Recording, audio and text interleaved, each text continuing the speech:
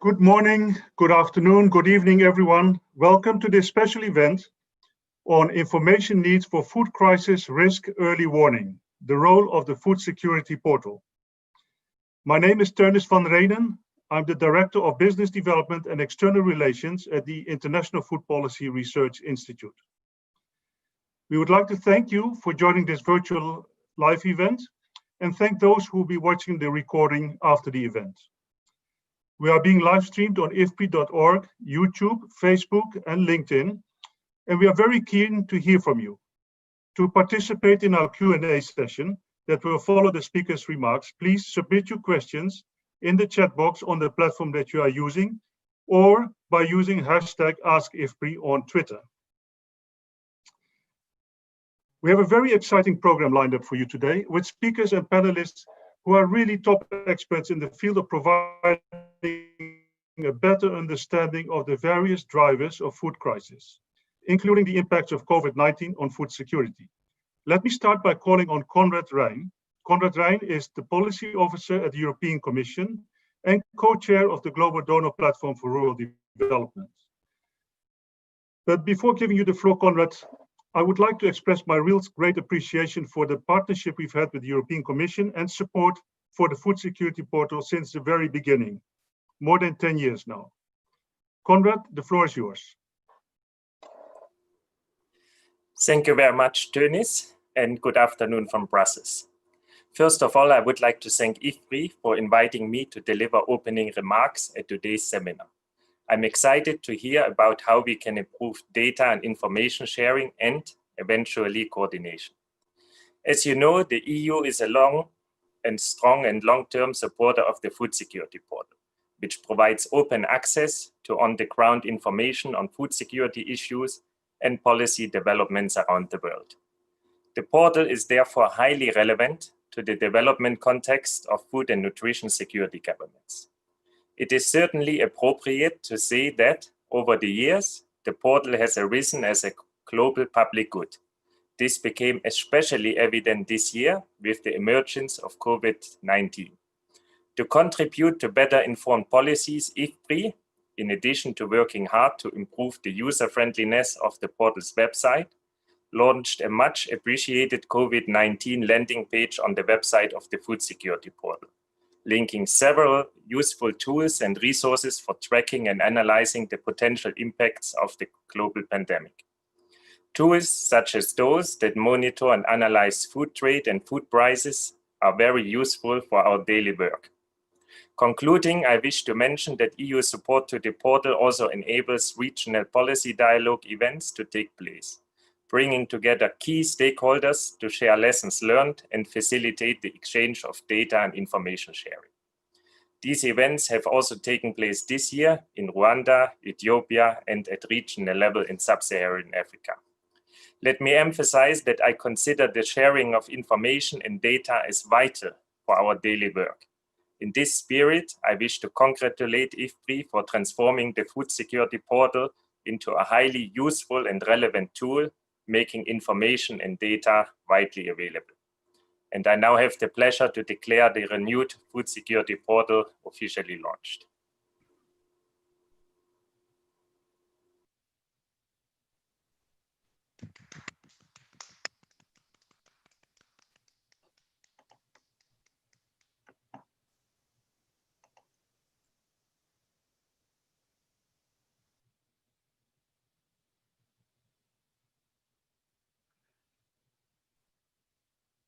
You're muted.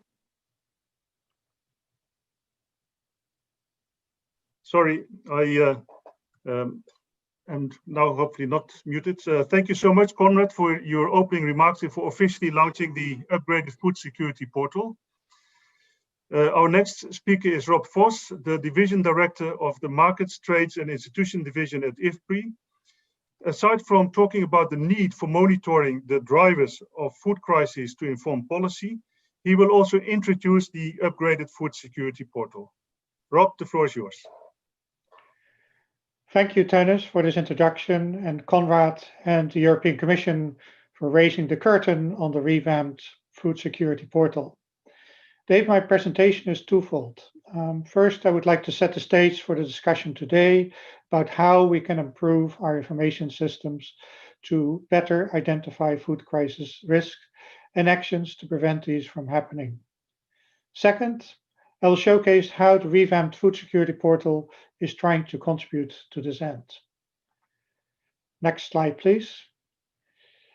IFPRI's food security portal initiated its journey about 10 years ago in the aftermath of what is now called the global food price crisis of 2007-2008, when shortfalls in global food supplies emerged, triggering food price spikes and increased price volatility, seriously affecting food insecurity in many parts of the world.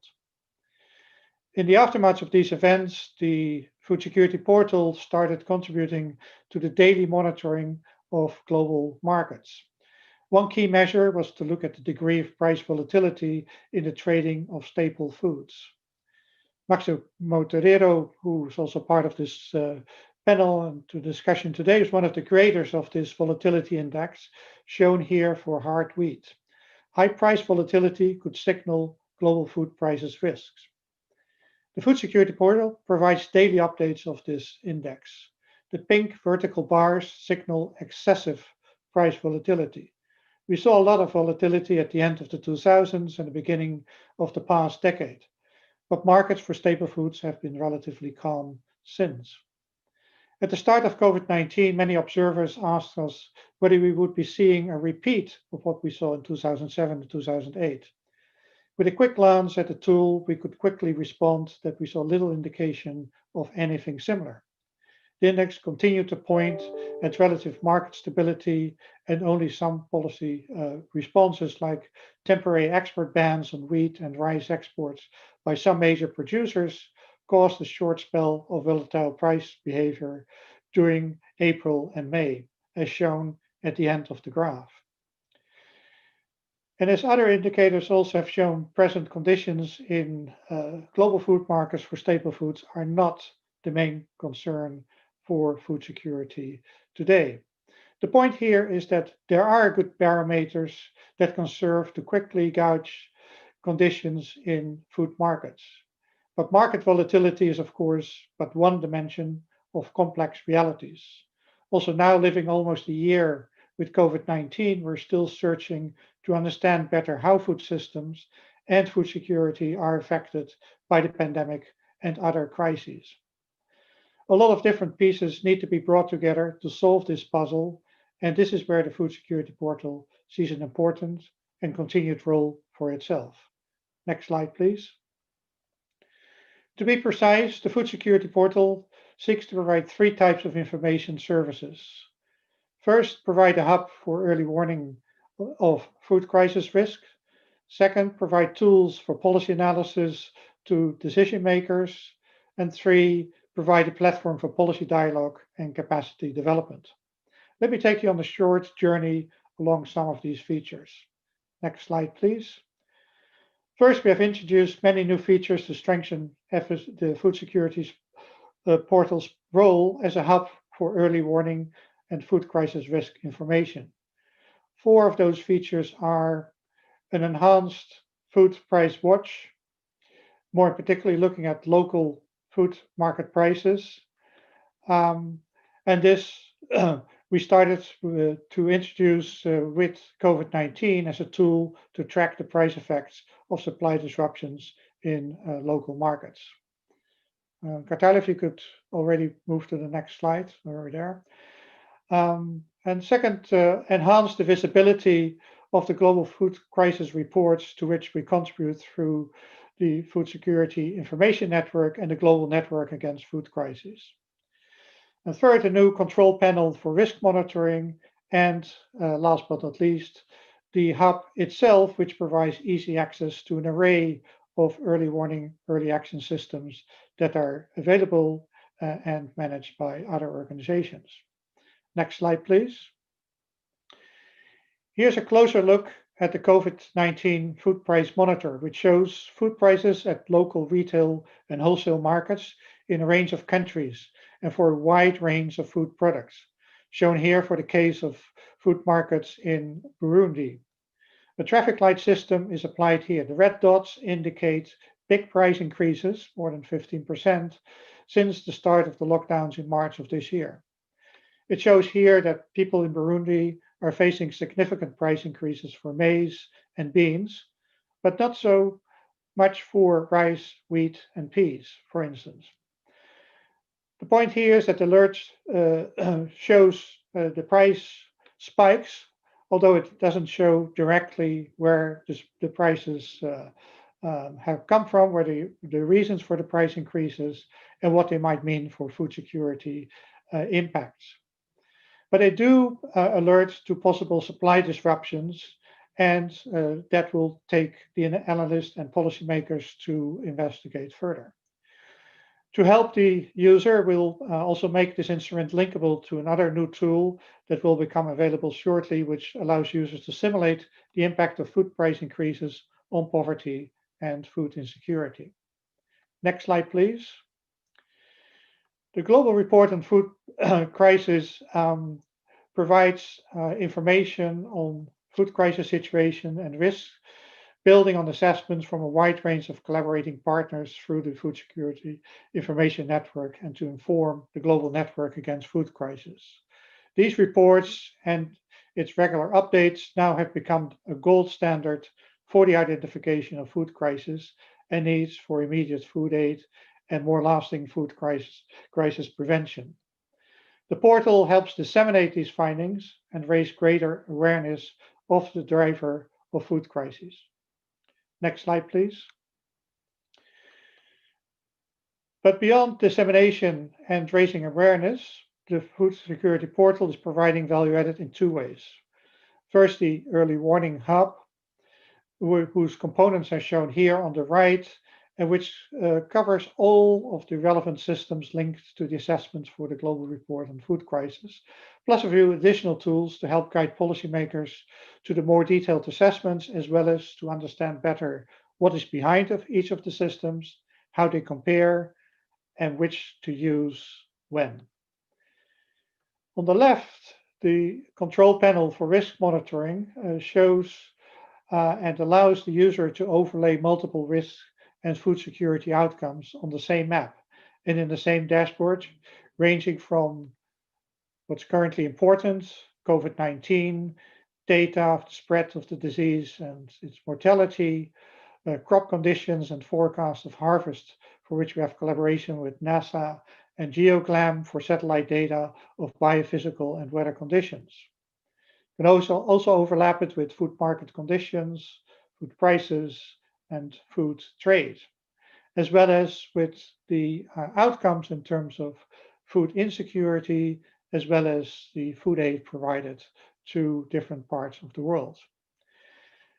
The map currently works at the national level, but is being refined to subnational data and will also form a building block for real-time food crisis monitoring system that we are developing as we speak. Next slide, please. The second main service provided by the Food Security Portal relates to easy data access and a broad set of tools for policy analysis. Let me highlight just three dimensions here. First is the portal's data gateway that brings together thousands of food security data sets that are in the public domain, and all these data can be easily downloaded, including those specific to the portal. Second, we provide a wide range of policy tools. These go well beyond just the specific COVID-19 related tools mentioned on the slide, but they include, for instance, easy access to long-term foresight analysis and comparison of alternative scenarios of climate change and agriculture investment priorities for long-term food system sustainability, as well as the tool already mentioned that allows simulating the impact of food price spikes on poverty and food insecurity for a wide range of countries. The COVID-19 page, and Conrad already referred to that, brings together wealth of data and analysis of COVID-19's presumed impacts on food security, including several widely used and cited tools developed by IFPRI researchers, such as, and I list them on the next slide, and so the next slide, please, includes the Food Trade Policy Tracker, widely used to look at the trends in export restrictions, in particular on food, the food price tracker, which I already mentioned, the analysis that we're doing and updating regularly on the impacts of global poverty, which is shown here in the image on the left. Our long-standing food security media analysis tool that reviews information in the media and in official documentation about food security issues to signal hotspots of food security issues. And also our policy response portal, which refers to how countries are taking measures to fight off the impacts of COVID-19. And last but not least, excessive price volatility tool, which I already referred to at the beginning. Next slide, please. And last but not least, the third food security portal service is to provide platforms for policy dialogues and capacity developments. We try to form such dialogues with easy access to up-to-date analysis of food security challenges and solutions to overcome them through the portal's blog series. The organization of regional and national policy dialogues is also important, and also Conrad referred to several of them, and we organized, among others, for stakeholders in Africa, dialogues on the role of cross-border trade for food security, impacts of COVID-19 on childhood malnutrition and mortality, the real-time monitoring of food risk factors, strengthening of food value chains, as well as strengthening productive capacity for Rwanda's agricultural transformation process. And furthermore, the next slide, please, is the development of e-learning platforms to strengthen policy analysis capacities. And here I have another ribbon-cutting moment for you. We now also officially launched our series of e-learning courses. The first course that is available provides an introduction to impact evaluation tools for the analysis of the effectiveness of development projects. The tool was vetted by experts from our AgroDep network of researchers and policy analysts in Africa, and you can access this course as of now. 2 more courses will also be available very soon, one on gender empowerment, which comes in 3 modules, and one on economy-wide modeling for food security analysis. Next slide, please. Let me close by mentioning that the food security portal looks in the first instance at global issues, but has a specific priority to provide better information and tools for food security assessments for Africa and African stakeholders. For this reason, the specific portal dedicated to Africa has been revamped in the same way and is also available in French and English language. Next slide, please. And in closing, let me invite all of you to visit the revamped food security portal using the link here. And I encourage you to send us feedback with your insights as well as with your comments and suggestions of how we can improve. As an old adagium says, you cannot manage what you cannot measure. With the portal, we try to contribute to the management of food security with better information, analysis, and tools for analysis.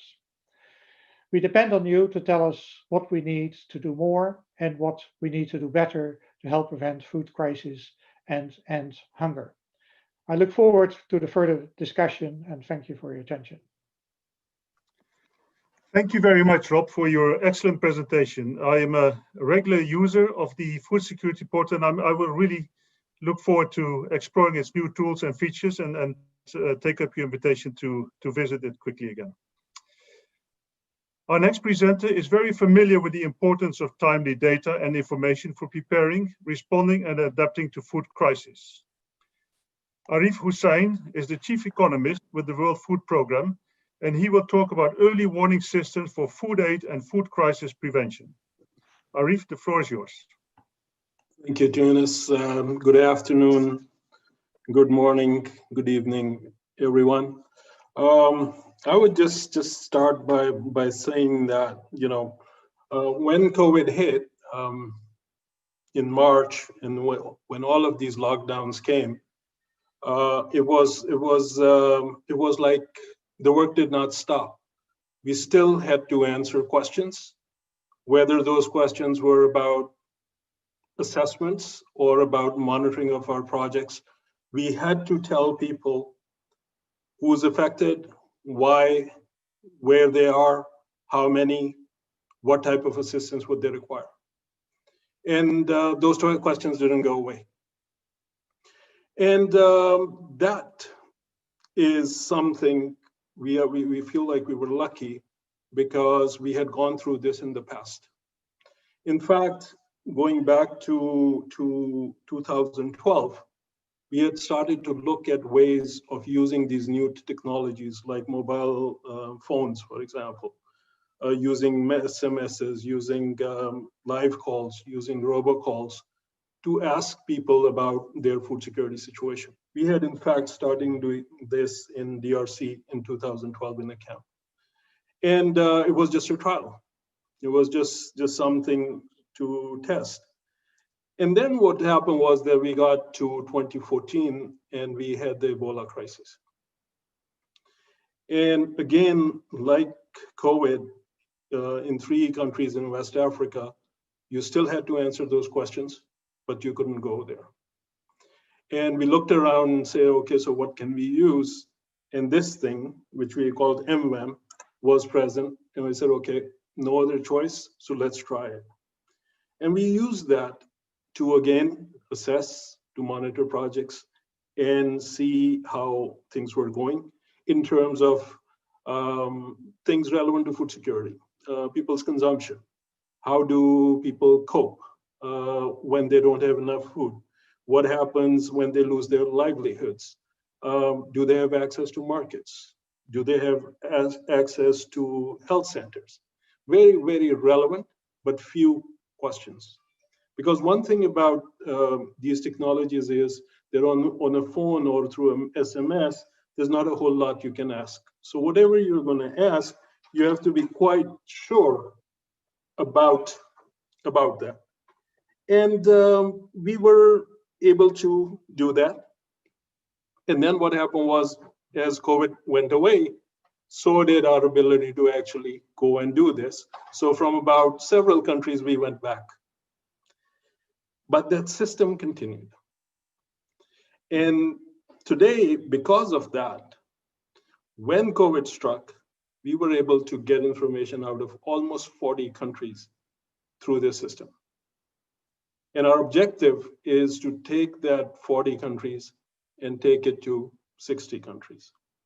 Because if we can cover 60 countries of the world where emergency food security situations are need covering or are bad, I think we will have a pretty good situation. Now, it goes without saying that we couldn't have done this if we didn't have support. And whose support? Support of places like academia, places like IFPRI, support of other agencies, support of donors, including US, including EU, including DevCo, including the Dutch. Many partners came together for us to build these systems. And today, in this situation, these are the systems which can provide information as a global public good to many, many, many partners. So sometimes, people talk about breaking silos. I'm a fan of connecting silos. And I think this portal, this is amazingly good silo in that sense to which we are going to connect. And we are connected. And our information, it minimizes duplication, but at the same time, it exponentially increases access to our information. Same thing with the DevCo Global Network. We connect, we build, and then the information, the knowledge gets used by everybody else. Now, here what is also, because we have been doing it for several years, in fact, there are some lessons learned, like with anything else. And those lessons learned, and the first and foremost is to avoid duplication. Why avoid duplication? Because the companies which are able to provide this are very few out there. So if you're all going to the same companies and asking you to do the same thing, it's not going to be useful. But there is a recognition of this.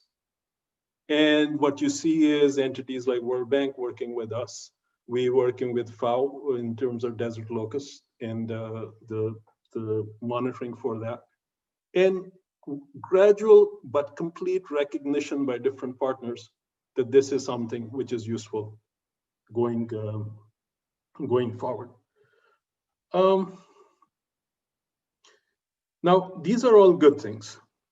There are other things which one other thing on that side is that when we build these portals and we need to make sure that the information is always timely, information is always current, because unless we have that, that currentness, that timeliness of information, as an operational agency, you get into trouble. You need to see what is happening right now because you have to inform decisions. That is something which we need to keep in mind. The other thing which we are seeing very much so is there is a lot of information now in this world, right? But there is still lack of knowledge, meaning you have many, many, many different streams of information coming at decision makers. But what does that mean? Can we turn it into a meaningful action? That point is becoming extremely relevant, because I will tell you from as an analyst, I mean, it's very unique to be in World Food Program because you are both producer and consumer of information. So many times I come to the portal to look at trade restrictions, for example. You know, how many countries? I don't want to find out if it already exists. But it needs to connect with many other sets of information as well to tell the decision maker what to do and what not to do. So I see these portals as steps in that direction because they answer the so what question. I collect information from 70 countries, so what? Point is, what do you collect? How do you use it? How is that meaningful to decision makers? So that's where I think we are going, and this is why I'm here. Last thing I wanted to say was that what we are also seeing is that when we are doing real-time analysis, when we are providing real-time information and solid information, what is our capacity to adjust to that information? How quickly can you turn your operations to something which is happening in real time? Do you or you don't? Because by the time you do it, maybe the situation has changed because you're working in real-time information. And for World Food Program and other humanitarian agencies, development agencies, that's a very, very big question. Because unless, this is about changing, moving big tankers, if you will, in a way. So you look at your data, you say, oh, okay, should I give, in our case, do we need to assist people with food or do we need to assist people with cash? Well, it depends on what time you are in. But when you get this information in real time, it says, you know what, we should be giving cash. Then we have to have that venue to give that cash. Or it could be we need to give food and we have to have the venue to give that food. So I rather know.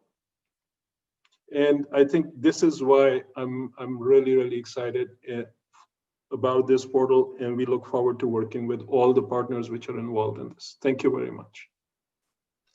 Thank you very much, Arif, for sharing your knowledge and a very vast experience on using technology to inform decision-making and responses in humanitarian crisis. It's really very insightful. Thank you so much.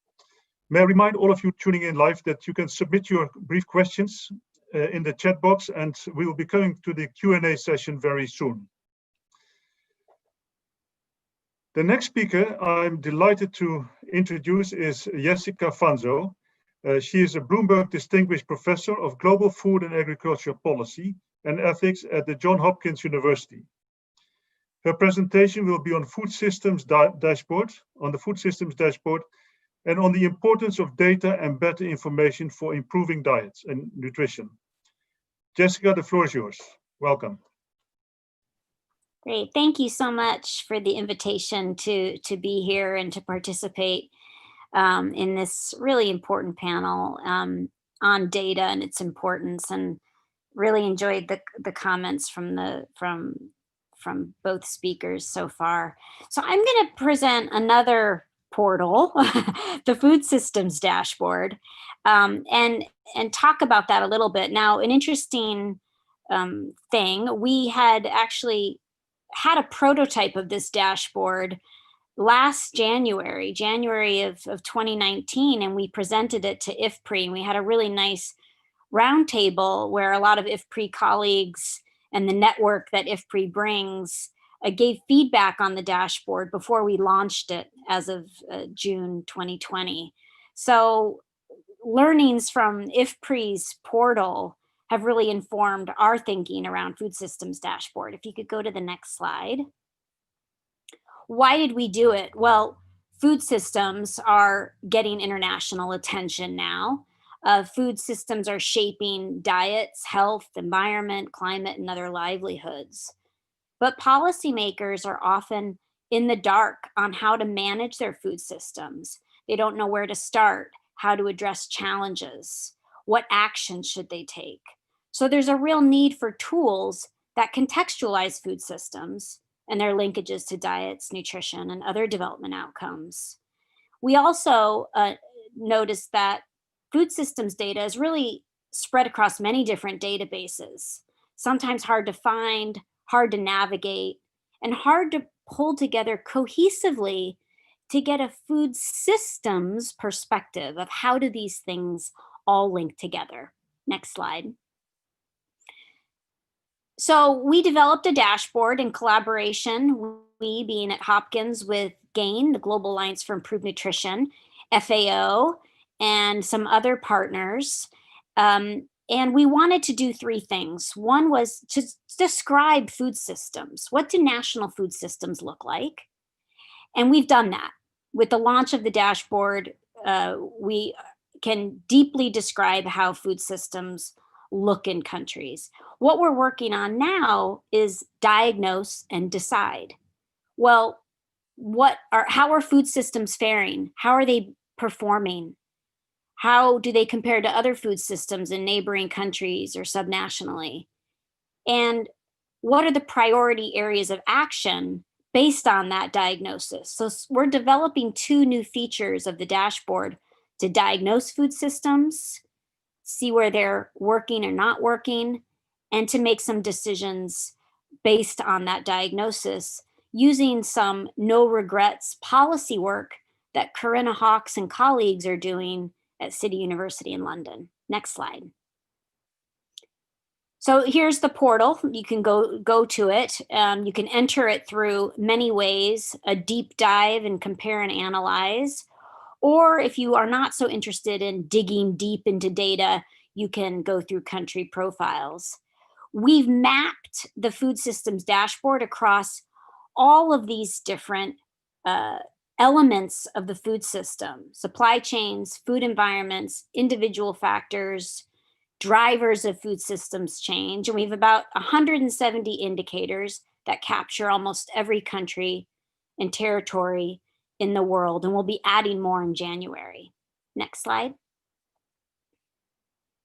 There's different ways you can view the data. We tried to make it very easy to understand, so very visually appealing for policymakers. Easy to understand graphics. Next slide.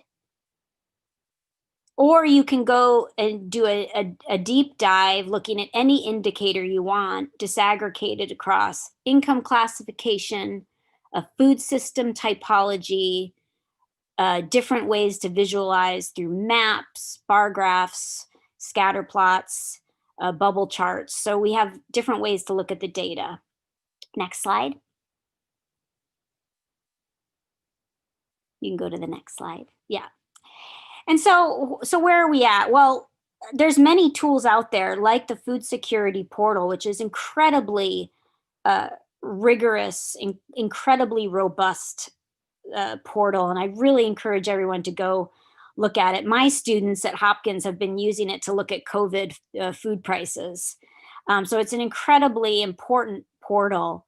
But all of these tools, whether it be that the food security portal or the food systems dashboard, they do different things depending on the interests, not only of the creators, but where they feel there's a need for more visual information or more ways to fill the data gaps. So the question is, how much are these used to aid in decision-making, especially in crisis situations? RT really brought up a great point. So you have all this data, it's sitting in a tool, it's sitting in a portal. Now what? What do you do with it? We in the food systems dashboard have really struggled with issues like big data gaps, really significant data gaps, or outdated data, not having real-time data across many of the metrics that we track. Data that's not open access, closed data, you have to pay for it, it's behind a paywall. The inability to link the data together to really show the systems part of food systems. We've struggled with those gaps. We've also struggled with ensuring that visualizations are easy to understand. Like RT had said, there's lots of data out there, tons of data. What do you do with it? How do you present it in a way that's impactful and powerful for decision makers to take alarm, to take action?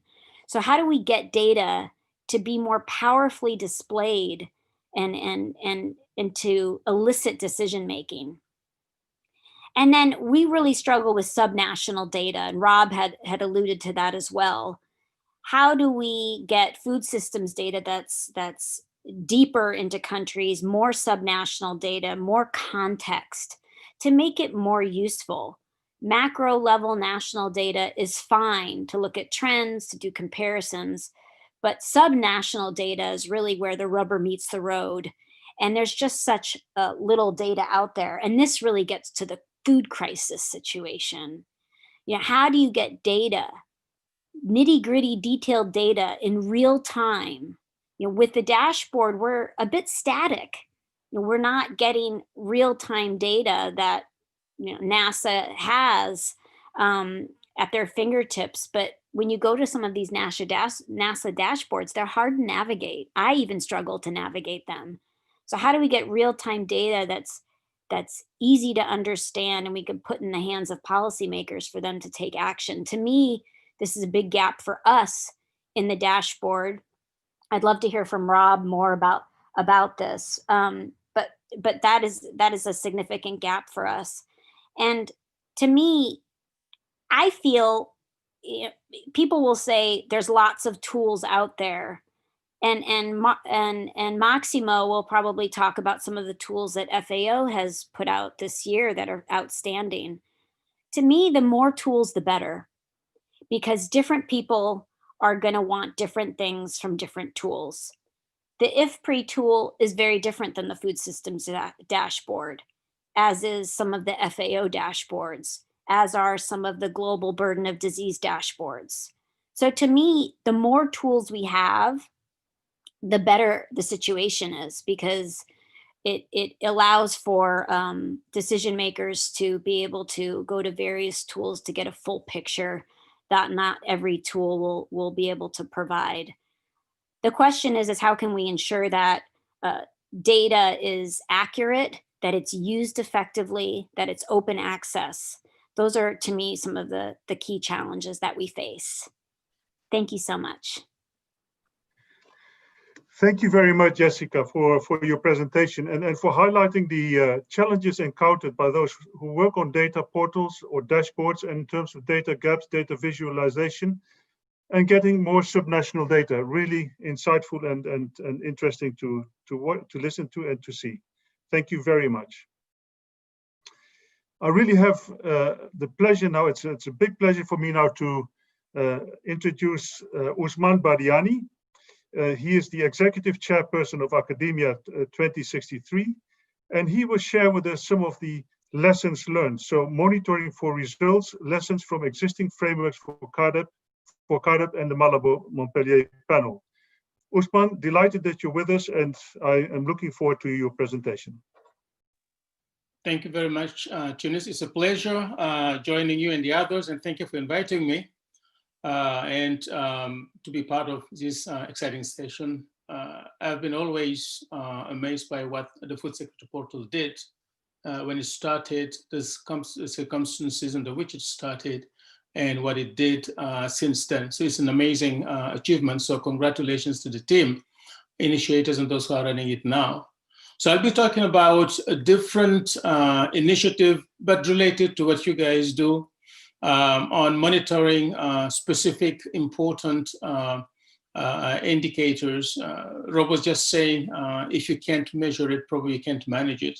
So here we are gearing all of our efforts towards helping African countries, all 55 of them, to hold each other accountable to measure progress around an agenda they have committed to work on together.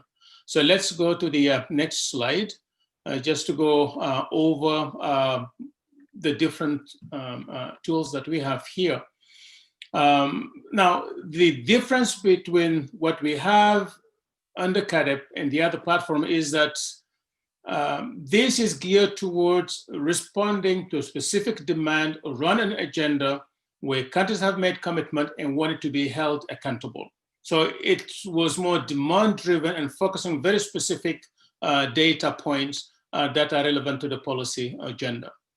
And here, what guides our work is a continent-wide results framework that's been agreed by the 55 countries, which has 7 top-level indicators around the agricultural agenda, agricultural transformation, livelihoods, food security, what you need.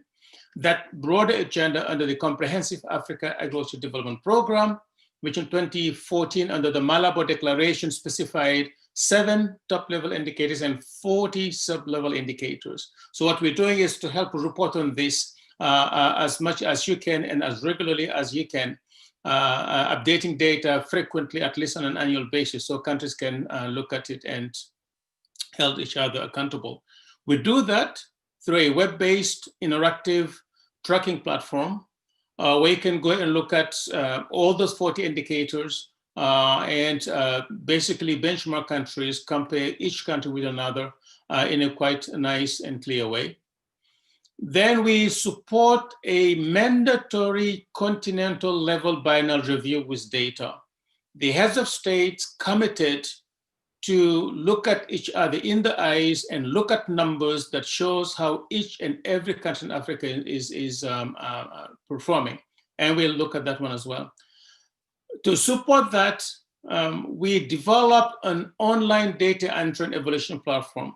The difference is that we don't bring the data. The countries put the data in there, but we didn't want the countries to score themselves. So we developed a quite nice, interactive, but with very clean safeguards for countries to enter their own data. I'm not going to talk about the last one, but I just wanted, for the sake of being complete, I mentioned the joint sector reviews, which also do the kind of tracking. Next slide. So here are the 7 main top-level goals. And I think around the goals and ensuring resilience, livelihoods, I think here we would like to see how we can connect with the Food Security Portal, Tunis, and others. This is where we basically can have 1 or 2 indicators, but the wealth that you have in the Food Security Portal could be a real nice contribution to that. The goals around reducing poverty, ending hunger, boosting intra-African trade, and enhancing investment. The 2 bottom goals are more process and targets related. So the next slide, please, shows the web-based interactive tracking tool. Here you basically can track 40 indicators, not just by country, but by regions, by regional economic communities, even by grouping based on level of development. And every pairs or selection that you want, they can be compared and you can look at it. So I have a nice graph here because it was the most colorful I could find to show. But you can do this for each and every of the 40 indicators. You can do it for all different kinds of groupings. And this is kept live, and that is the official M&E platform of the Comprehensive Africa Agriculture Development Program. And next, please. Then every 2 years, we help the African Union produce the scorecard. The matrix that you see here actually is the summary that heads of state see when they meet every 2 years. And every head of state see how your country is doing in terms of average scoring. So the green letters means that you are on track. The red letters means you're not. The green boxes means you're making progress, and the red boxes mean you are going backward. And the maps is for individual indicators. And this is being produced and kept alive. And this is what heads of state see and reported against every 2 years. Next slide. So to get to that, we're just talking about access to data at the local level and so on. It's very hard to cover 55 countries in Africa. And collecting the data, you have to do it this year already to be able to report next year. It will be never non-stop. So what we did, we supported countries with an interactive online platform where they can enter their data, but it cannot score. The scoring takes automatically through an algorithm in the system that basically takes the data and then assign a score to the performance. There's a consistency check. You cannot play around with it. It allows regional economic communities to access country reports and evaluate them. And it allows the African Union to prepare its report and pull out a synthesis to present to the heads of states. And this is available to all 55 countries that work on it. Next. So what I was going to say here is to transition to the food security portal for the minute or so that I have left, and to say that the complementarity I would see us here that we should try and put together is how do we help extend the food security portal to get access to local data? How do we help embed the food security portal in ongoing policy processes in the countries, in the agenda, so that what you are doing is also linked more closely to what's happening on the ground. So I'll stop here, and I'll be happy to talk about the experience around COVID when we get to that in the discussion. Thank you. Thank you very much, Usman. I was really amazed to see the enormous breadth of data that you brought together, and also the way that you have brought this into the policy-making process. Really very interesting and amazing. Thank you for your presentation, and I really enjoyed to watch it. I would like to remind again all the participants online that we are very keen to hear from you and would like to respond to any questions that you have, any queries, any comments. So please feel free to put them in the chat box, and we will very soon come to the Q&A session where we will be addressing your comments and questions. Our final speaker is Maximo Torero. He's the Chief Economist and the Assistant Director General for Economic and Social Development at the FAO. And he will address the question, do monitoring systems help to prevent food crisis? But before I come to Maximo, I would like to say that Maximo was involved at the very start of this food security portal. More than 10 years ago, he was one of the original designers who put everything together and gave the vision for the portal and put it into practice. So we are really delighted, Maximo, to have you with us today and look forward to your reflections. Maximo, the floor is yours. Thank you very much, Tunis, and thank you all for the kind invitation. For me, it's emotional to see the portal, and especially more emotional to see that many of the tools that we develop are still there and still valid and being used. So I'm very happy to see that the volatility, excessive volatility tool is working and things are moving. It's a lot of work that was put in place to develop those tools. So happy to see that still those are relevant. Let me try to focus my presentation. I am not going to come to sell FAO here, so I am just going to bring some elements which I think are central and which we are observing that has been changing substantially, especially in the latest months. And I think many of you, Usman, Jess, and Arif has already raised. So there are four dimensions or 5 dimensions which I see a significant change in how things are moving. First is timeliness of data is central. I think what Arif in WFP is doing, what Usman is doing, and the dashboard that Jess has built up and the portal help to do that. But timeliness now is so important. Emergencies happened over the night, and we have to react quickly. And if we don't have the data ready for that, it's a problem. And of course, Arif will go and WFP will go and try to find a solution. The problem is that they will spend more than what they need to spend because they don't have the proper data to target properly. And they have developed very good tools to be able to do that. But still, we need important information on timeliness. And I think that's central. And the tool on prices that is now in the portal could help a lot on that. Second, the geographic disaggregation. That's also another dimension. And there is so much data right now, geospatial reference. We have been investing a lot in developing the geospatial platform, but the goal here is to make it useful, like what Usman was trying to do with his presentation and trying to show how this data can be useful.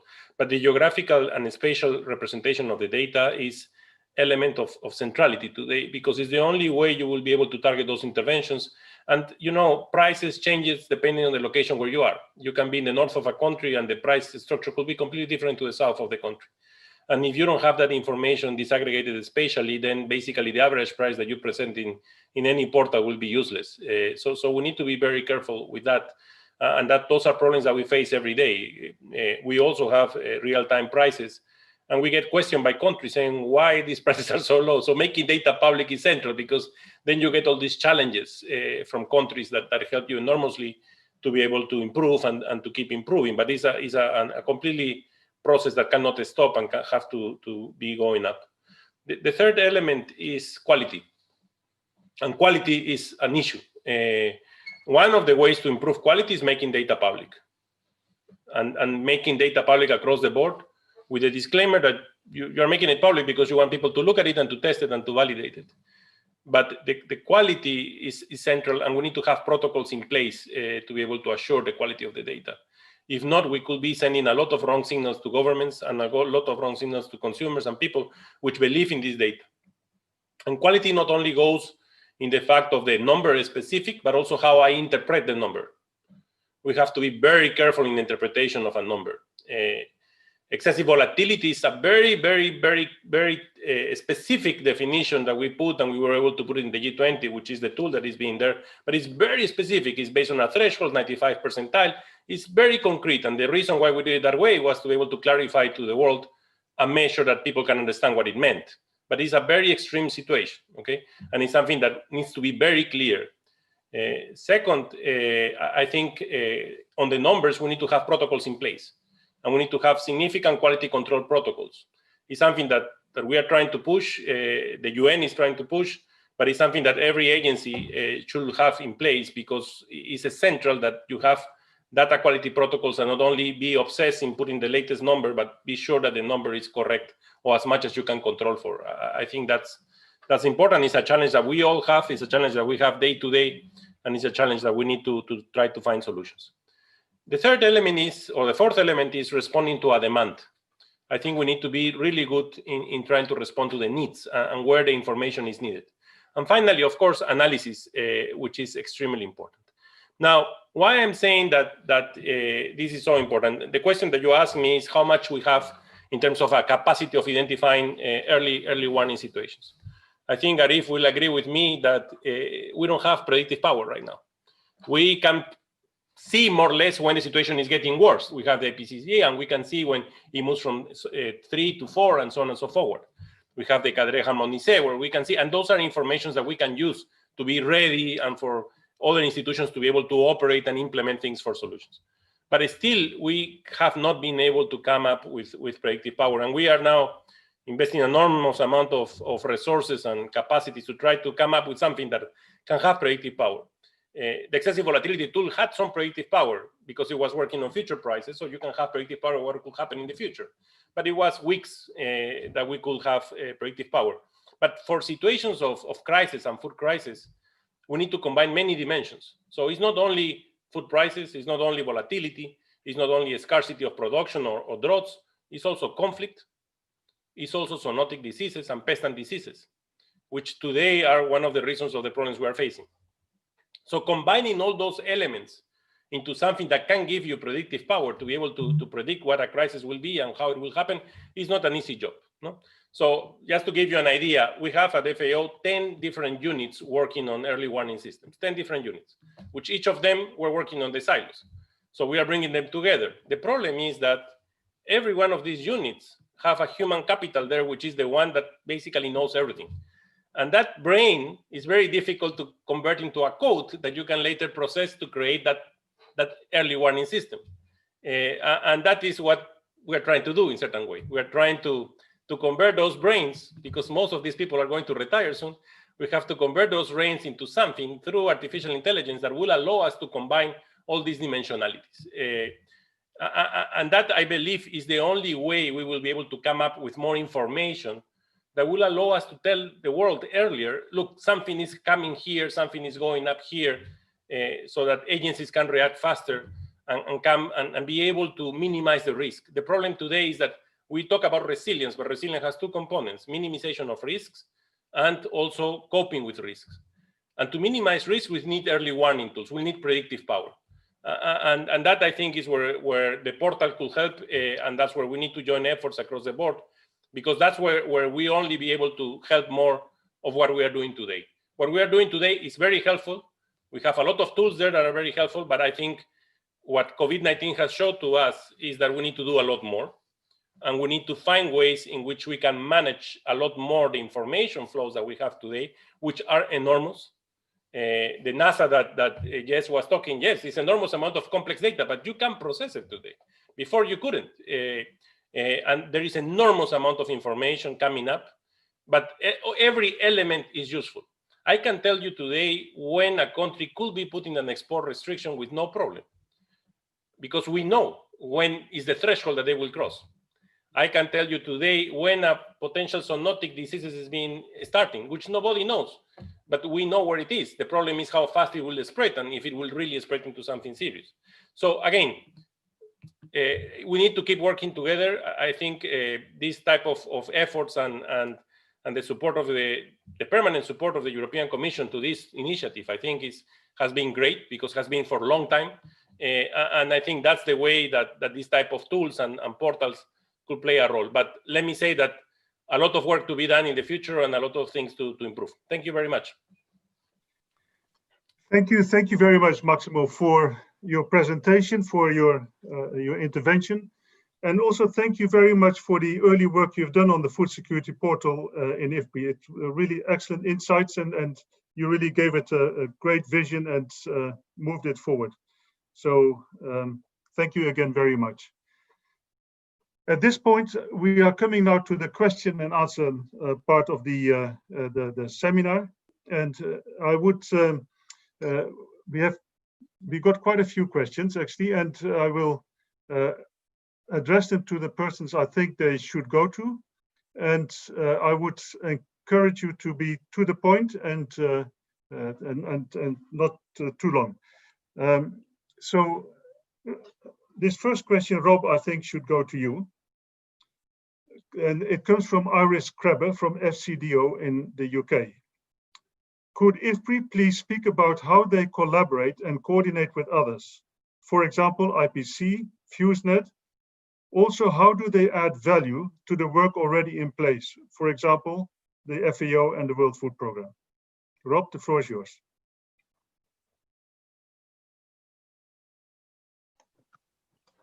Thanks, Dennis, and for this question. Well, with several ways we collaborate with other institutions. So I think a main type of collaboration when it comes to the monitoring of food crisis is, of course, through the network, the Food Security Information Network that coordinates the work around the monitoring for the global report on food crisis. I think that's very well set up, and the FSIN Secretariat keeps the various actors together, and also with the establishment of the Global Network Against Food Crisis, I think that collaboration has strengthened, and I think also IREF mentioned there very clearly is that without this collaboration, these reports could not come to bear, and also how we collaborate with that. So FuseNet is also part of that. So that's part of that collaboration. For instance, what we do at the hub is to interact with each of the institutions, organizations that provide or manage the systems to find the best ways how we can present it, and also how we can locate it on our map, on our hub for food security risk monitoring. So those are examples, and others are more specific, like the ones I mentioned with GeoGlam, NASA for accessing their data, but also their interpretation of the data that comes from satellites for putting it on our control panel for food crisis risk monitoring. So those are a few examples. So there's different forms, and so the most formalized form we have is through the Food Security Information Network, where we coordinate with the other organizations and also present here in trying to improve the data systems and also make sure that we present the data in the right way and try to add value to what is there. Thank you very much, Rob, for this answer. And I will now address a question to Jessica. And the question comes from Suraj Kumar. And the question is, does the dashboard have functionality to have data at subnational levels? Could you clarify this? Thanks for the great question. Not yet, but we're working towards that more towards the end of 2021. What we're doing now with the dashboard is piloting the dashboard in several countries. Thanks in part to USAID, they've supported a launch in Senegal and will do so in Ethiopia. And we're also going to be launching the dashboard in Tanzania and potentially Indonesia. What that does is it allows for us to get feedback on the dashboard, how are policymakers working at the national level using the dashboard for decision-making purposes, but also gives us an opportunity to look at the range of data that's available in countries subnationally. Food price data is one thing, but if we want to get into food environment data, the types of vendors on offer, access to physical and economic access to food, cost of diet subnationally, that's where we're working now. So we've been in conversations with several groups, including Saskia Depay at World Food Program, who's been doing some fill the nutrient gap work subnationally to see how we can add that to the portal. But one last thing, there are some countries who are taking the bull by the horns and developing their own local dashboards, Nigeria being one of the first. They want to develop their own food systems dashboard that captures subnational data. So we're facilitating that, but Nigerians are taking the lead on that, which is fantastic. So stay tuned for more on subnational data. Thank you so much, Jessica. I have a question for Usman. Usman, how has the COVID, and you already mentioned it in your presentation, how has the COVID pandemic affected the ability to do tracking and to actually bring this to the attention of policymakers? You're muted. It's one of the most common sayings these days, you are muted. So unmute myself. Okay, I did that. So the biggest issue with COVID is the complexity of the crisis itself. It has in its consequences what we've seen with the Ebola crisis, the food price crisis, the financial crisis, the droughts and floods, all the things coming together. Therefore, it has two consequences in terms of data. First, you needed data on several fronts. It was just not the food price. It wasn't just access to products, it was just movement. It was just health. So that was the first challenge. And second, people couldn't move. The data you didn't have, probably you wouldn't find. It was very hard to get to that. And I think, so we should be prepared for this kind of crisis that just not cause a problem in terms of our economic livelihoods and health, but also prevent us from being able to observe what is on the ground. So I would agree with Maximo that the more we can resort to artificial intelligence, the better it is. We did it in Academia 2063 to follow production system disruptions by real-time monitoring of changes in NDVI, in changes in land surface temperature, in changes in precipitation, and so on and so forth. So we'll have to use more power and techniques to be able to generate data remotely and access and observe changes in a much more machine learned based technology. Thank you so much, Usman, for this very clear answer. Maximo, I have a question for you. And the question is, how early does early warning need to be? As early as possible. No, but I think it's more than early, it's predictive power. People used to say that if you're able to predict prices, you better go out because you will be millionaire, and that's true. So one of the things that you can predict is changes, and that's what you want to predict. But what is important, and that's where we need to fine-tune interventions. If you ask Arif how much time you need to know if something is going to happen in a country to be able to react, he will have the time he needs in advance to be able to mobilize the commodities he needs to put in place and to do all the logistics, although they are extremely efficient in how they operate in logistics. But they need time. They need to understand what is happening and so on and so forward. So I think it's a very complex issue, and it's something that we need to work. And it's not an issue of one indicator, no? It's an issue of a combination of series of indicators, because what we have learned today is that surprises are there, and surprises are tough. So we don't have, COVID is not a risk. COVID is a risk once we understand the outcomes and we understand the probability that it will happen. COVID is uncertainty, and uncertainty is very difficult to predict and to preempt. So I think that's where we need to have all these dimensions together that will allow us to have some, but as early as much as you can. That's the answer. Thank you. That's a very clear answer. Arif, I have a comment for you. Please. And the comment comes from Martin Fowler. He's the Agriculture Economic Advisor of USAID in Kampala, and he says that the mass of data and the lack of use by decision makers is very true. But almost no one is analyzing and presenting it in an understandable format. And how would you reflect on moving this forward in a better way? What can we do? That's my question. I think that's a really really good question.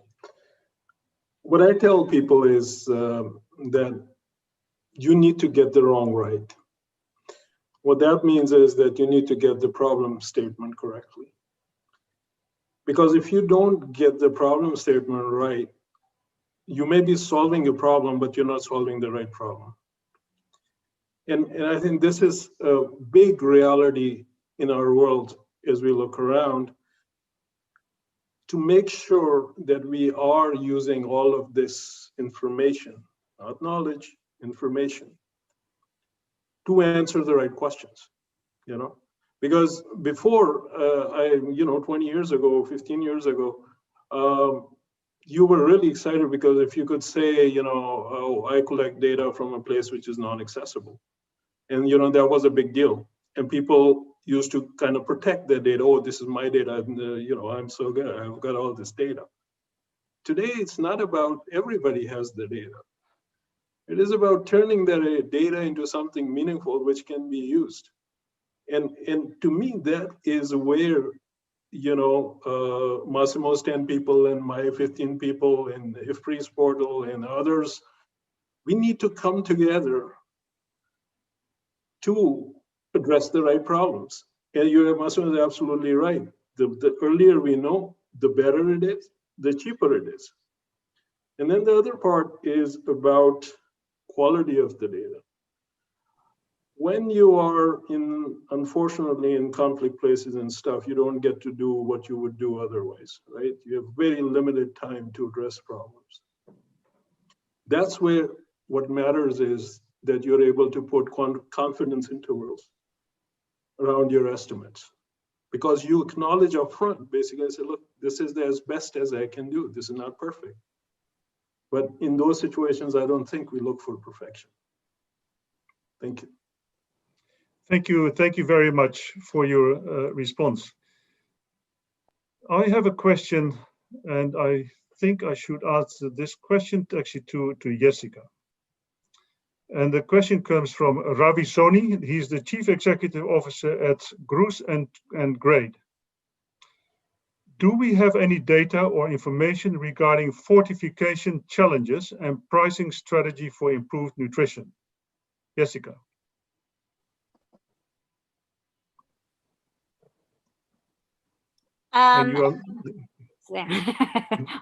Almost didn't press the button. On fortification, there's actually another tool, another dashboard out there on fortification. I can't remember the exact name of the tool. It looks more at, I think it looks more at policies related to fortification legislation or law in place. I'm not sure what, of major commodities. I'm not sure what else it provides. Unfortunately, I'm not doing it justice, but there is a whole dashboard tool dedicated to fortification of foods. On our dashboard, we have only really one indicator on fortification of whether or not a country has a fortification policy or law. And we have a bit on biofortification. But that's about as far as we go on as far as a nutrition intervention. We have a lot more on other policies like food-based dietary guidelines. Does a country have that in place? Does the country have a tax policy or law in place on taxing of unhealthy food and beverages? But that's about it. Our policy analysis is a bit weaker as compared to the food security portal, IFPRI's tool. It's just very strong on policies, particularly the new policy interface with COVID. But we hope to strengthen that when we add the decision piece to the tool. Thank you, Jessica. That's clear. I now go to Rob. And Rob, this is a question from Mengesha. He's from the FAO in Ethiopia. And his question is it possible to get data at district level from the food security portal? That's a good question. Not across the board. We have, for some of our indicators, very disaggregated data. So particularly for the new food price tracker, that's data collected from local markets, the retail wholesale markets. And so for the countries where we have the data, so there are 6 or 7 countries in East Africa that are covered, and there you can find the data for all kinds of food products at that level of disaggregation, and that we update on a daily basis. Other data is in the works, so like the data I mentioned for the risk, the control panel for food security risks. There we already have information at district level, but also more refined levels where we use the satellite data images. And that, for instance, that's what we're working on now, is that we try to then match with also the information that we get from, for instance, the integrated trace classification run by FAO and other organizations that provide the food crisis situation at a lower level, subnational level, in terms of the degree or the amount of population, the share of the population that's affected by different levels of food crisis and food crisis risk.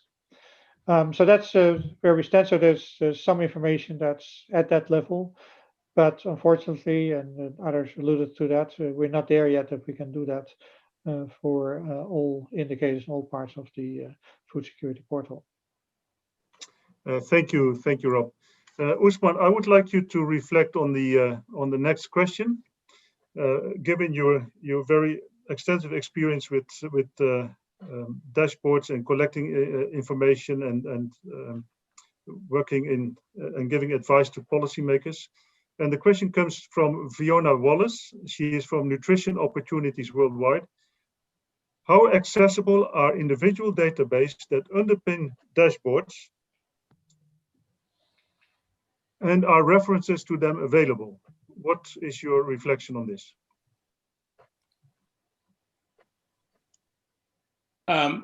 This is actually an excellent question, Tunis. It should be a basic principle that the data feeding into our dashboards are not only available, but downloadable and documented in terms of the sources and the metadata that people will need.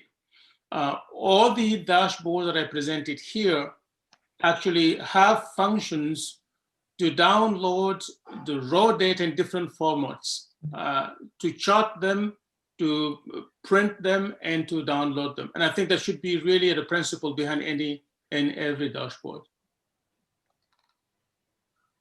Thank you so much, Usman, for your response to this question. Sorry, there's some things going on at the same time here. I would like to actually go back to Rob again, because I think you are best placed to answer this question. Food security in India is a problem of food distribution, irrespective of food production. How do you think that the food security portal could be a workable solution? Do you have some reflections on how this can be relevant for India? Well, first of all, so we provide analysis and data that can help find the solutions, right? And so that's the task of the food security portal. But for instance, in the case of India, we refer again to the food price tracker that we recently developed.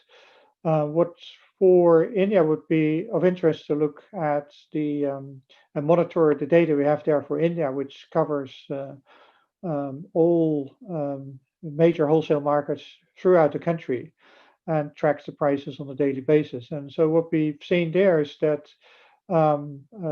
indeed that in parts where distribution problems have emerged, that you also see price spikes. So what then the portal can help do is identify possible problems of sorts that through the price indicators, which then subsequently will have to be taken onwards to further analysis. Okay, if in a particular market near New Delhi or some other part of India shows these spikes that are not seen throughout the country, and that's then a more specific analysis first, and then intervention would need to take place to address the problem. So, like, that's an example of how the portal could be helpful in addressing issues, in this case around food distribution, that may be reflected in price changes. And the portal then provides the information to dig into that issue. Thank you, Rob. Maximo, I have a question for you. And the question is, you've managed some of the challenges that there are at FAO, with all the different groups working on data sets, on dashboards. What are the biggest opportunities going forward in the coming 10 years? What do we really need to invest in? If you had a limited budget, how would you prioritize that budget for the FAO as far as data sets and dashboards are concerned? Okay, that's a complex question. FAO has as a mandate to manage enormous amounts of data for different things. So we are custodian of several SDG indicators, and that's something that we have to do no matter what. We also work in emergencies, and that's something that we have to do. But if I have additional funds, what I will invest right now is in this situation room that we are building, which is trying to bring this early warning system. I think is central to do that, and it's our priority right now. That's my top priority. And what that will require, and the way it works, is basically you are systematizing enormous amounts of information, but making it compatible in different groups. So zoonotic diseases with prices, with commodity production, with geographical data, and so on. You need to bring it together and make it compatible so that you can then use technology to be able to analyze it in different ways to be able to optimize. The benefits of breaking the silos or linking the silos, whatever you want to call it, is that the people working understands immediately the advantages of looking at the other things that the others were doing. Only that effect creates a huge incentive for the human capital to operate better and to try to achieve something better. And I think this situation room could help to do that, and it's not an FAO centric at all. We have to link it with all the initiative of IFPRI, of WFP, of the World Bank. It has to be, as it was mentioned before, we have to work as a team here because the problem is extremely complex. It's not a simple problem, and that's where we need to bring all the capacities we can, and especially also bring capacities at the regional level, academia, and so on, to be able to achieve what we want to achieve. Thank you. Thank you very much, Maximo, for your response. I have a question from that has come here. It's not clear from who, but somebody who wants to know, and I think Rob, you can quickly give some feedback on this. They want to know how they can give feedback and suggestions on being more interactive with the food security portal, so that as we go along, that they can sort of also participate in how the portal functions. Well, the easiest way is just to open the webpage for the food security portal, scroll down to the bottom, and that's where we have an option to provide immediate feedback on the portal, and also to subscribe and to get alerts on a regular basis of what the food security portal is doing. Then we welcome all kinds of suggestions for people to collaborate, provide information, and then we'll see how we can insert that into the food security portal, or think of forms of collaboration where we can expand our coverage and improve on our data. Can I just, while you are on the screen, while you're on the screen all the time, but now your whole face is in front of me, could you also briefly respond to this? Will the tool be useful in helping small-scale farmers to achieve their individual goals in sub-Saharan Africa? Well, that's an underlying objective of all our work, but particularly also of the portal. As you mentioned at the end of my presentation, so we presented basically what you see in what we call the global food security portal, but main focus is on information, data specific to sub-Saharan Africa, and that's also where we have a specific version of the tool, of the portal, in French and in English. So I think all the data that's relevant to smallholders that have to do with the general food system situation, or food market situation, have to do with prices, but also the indicators that we have on food access, and as well as on the risk factors. And I think that's one of the key features to underline here is the risk factors that could threaten food production, but above all, food security and food availability for not just smallholders, but for all consumers of food, and particularly the weaker ones. So I think that's so we help provide that with looking at both the information we have, and then also engage through the policy dialogues with stakeholders, what can be done to improve the food security situation in sub-Saharan Africa, with a specific emphasis on the situation for smallholder farmers, which make up a lot of the food insecure people in sub-Saharan Africa. Thank you very much, Rob. I would like to very briefly ask each of you to just take, say, 30 seconds to give a very, and I'm sorry, 30 seconds is not much, but I know how efficient all of you are, to very briefly give you a last sort of reflecting words before I go over to the European Commission to close this webinar. Let me start from with Maximo. Maximo, you have 30 seconds, and I know you are a very rapid speaker, so we look forward to hearing you. No, I think we need to change. We need to move fast, and we need to be able to bring the analytics and the information in the velocity that is needed to avoid situations like the one we are facing today. So what we are facing today is terrible, and it's going to get worse. And we need to find ways in which we can help to increase this capacity to minimize risk in the future. And these are the types of tools that we need to push forward to do that. But we don't have time to lose. Thank you so much. Usman?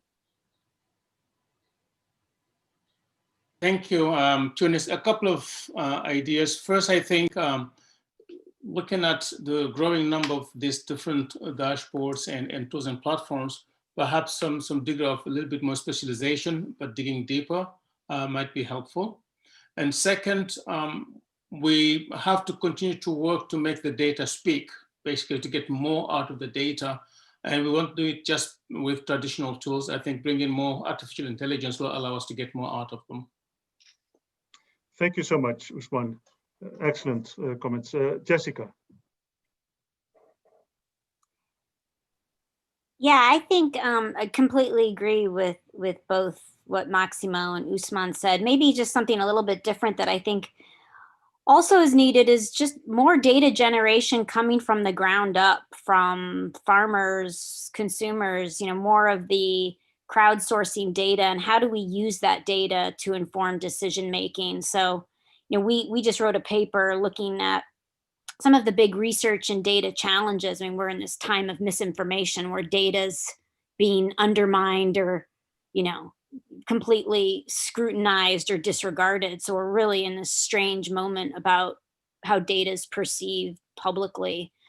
But I think there's a real dearth of ownership, particularly in low-income contexts, Africa. How do we elevate and give voice to African scholars who are generating data and put their data on global dashboards? I think there's a lot of data being collected, but they just don't have the agency or the platforms to be able to participate in some of these global agendas that are often led by high-income country colleagues. And so I think there's a real inequity in who collects data and who gets access to platforms to be able to put their data out there. So it's just a call to think about equity issues of data and information. Thank you so much, Jessica. I have still 30 seconds for Arif and then 30 for Rob Foss, otherwise I get into serious troubles. Arif. No, very, very quickly. Don't get me into trouble. No, I won't.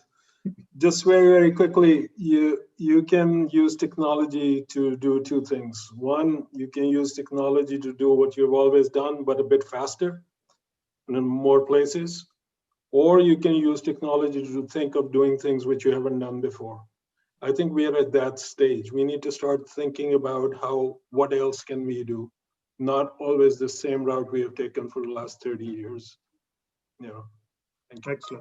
Excellent. Thank you so much. Rob?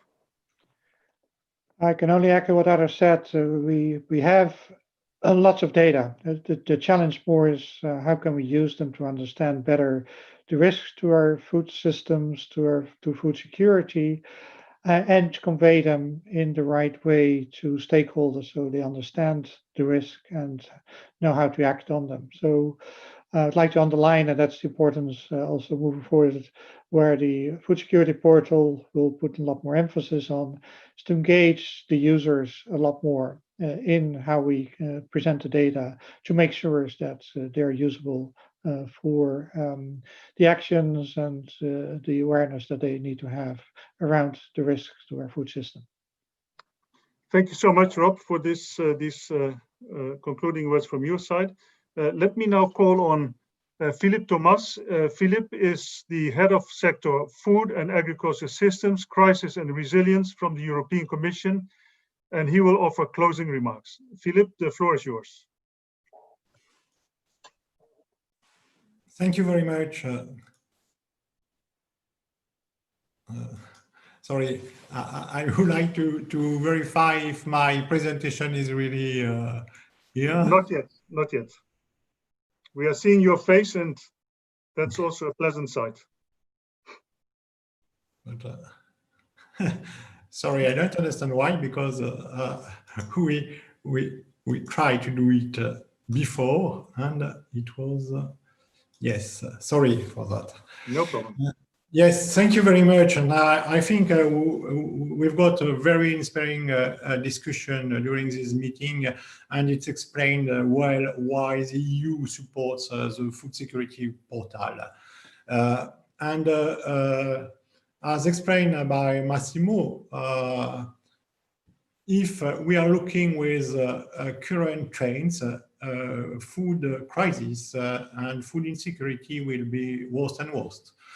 We start at the end of 2019 with 435 million in food crisis, and now with COVID, we know the situation is worse. But if in a long-term perspective, 2030, 2050 and beyond, if the global trends such as demographic, climate change, natural resources degradation, loss of biodiversity are not reversed, of course, it will be worse and worse. So, of course, we have to change our approach from a large part. During in 2019, with WFP, FAO, and IFPRI and all partners within the global network of food crisis, we established these evidences. Food systems are at risk. And of course, it's because of demography, because of urbanization, because of climate change, because of soil degradation, and now with COVID-19, we've got some more people in food crisis with data of September 2020, and it will be worse. So, of course, we've got also main challenges is resource scarcity. These maps, in my opinion, show well what was the situation before industrialization, and we are in this stage with land occupation, and this is tendencies for 2015. So I don't know how we will be able to feed the planet in a sustainable way. Of course, we could add a lot of big challenges, such as phosphorus. I saw this morning a coalition for phosphorus in Arizona, but we've got this main issue. Of course, without phosphorus, there is no life. And we know we use more and more mineral phosphorus, and we've got as oil the same curve, and in 10, 20 or 30 years, there is not enough mineral phosphorus to produce more. So, of course, this reality imposes us to have a new approach. So this is why in the European Commission, our President, Ursula von der Leyen, launched this EU Green Deal. EU Green Deal means we need to have these three objectives of sustainability: social, economic, and environmental sustainability within the different 5 areas. So with all the challenges, how to have external, positive externalities and really to arrive to have a sustainable agri-food system. And it's also the main issue of the World Food Summit, World Food System Summit in 2021. So, of course, we need evidences. we need to really be able to have this approach to bring together inclusive value chain, food and nutrition security, and sustainable management of natural resources. But for that, we need really to work together. So this is why with IFPRI, with WFP, with FAO, we built this global network against the food crisis with a perimeter of agriculture, food security, and nutrition to really have a transformation of agri-food system. And in this approach, we have three interlinked dimensions, and the first one, of course, is data and analysis. But as someone explained, data and analysis, yes, it's good, but it's not enough. We have to act and to be able to use this information, this intelligence, to really have a strategic investment in food and nutrition security. But also, of course, due to all these challenges, it's also a political issue. And we have to go beyond food and to be able to take in consideration some issues such as climate change or security issues. And we have to do that at national, regional, and global level. So with the food security portal, we are in this first pillar in data and analysis. And my main message is really, you'll see I'm arriving to the conclusion because I don't want to be too long, but we need to really address the growing of humanitarian need. And it was during the World Humanitarian Summit in Istanbul in 2016, it was the same thing, same song with Grand Bargain and how to implement humanitarian development and PIN Nexus. And to be frank, do we able to really tackle the complexity and interlinked root causes of food crisis and food insecurity? So this is the objective of the agri-food system approach, but also it's what we hope with the World Food System Summit. And we need intelligence because, to be frank, I'm not very confident in this result of this summit because the challenges are huge. So knowledge, in my opinion, in our opinion, is never enough. It's a global public good. So there is no competition between the different systems within the global network against food crisis.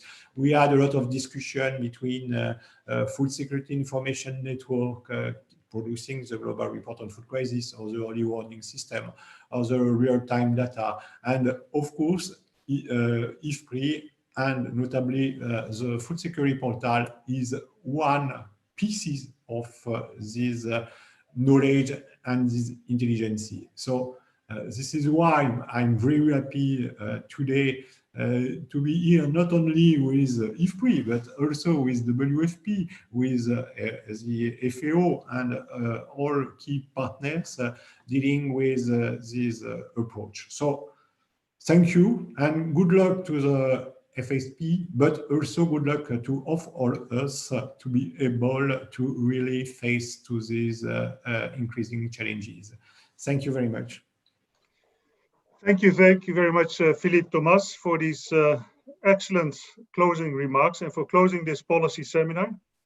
And thank you to all our program participants and to all you, our audience, for joining us today.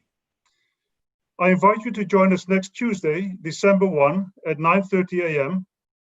for our seminar entitled The New Nutrition Reality, Time to Recognize and Tackle the Double Burden of Malnutrition.